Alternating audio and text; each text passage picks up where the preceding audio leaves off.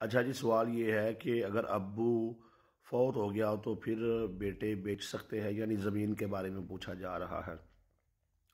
अच्छा मोहतरम भाई, अगर अब्बू या अम्मी वफ़ात पा जाए तो उसके बाद जो है सबसे पहले आपको वरासती इंतकाल करवाना चाहिए, और उसके बाद अगर ज़री रकबा है तो उसकी तकसीम करवानी चाहिए। और अगर कोई दुकान मकान प्लाट है तो उसमें आपस में लेन देन करके अपनी अपनी प्रॉपर्टी को अलग कर लेना चाहिए।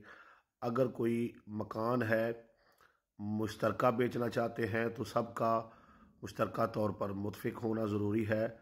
उसके बाद जो है आप अपनी प्रॉपर्टी को सेल कर सकते हैं। ज़री रकबे बेचने का एक अलग तरीका है, दुकानें बेचने का अलग तरीका है, मकान बेचने का अलग तरीका है। तो पहले आप वरासती इंतकाल करवाएंगे और जब आप मालिक बन जाएंगे उसके बाद आप प्रॉपर्टी बेच सकते हैं।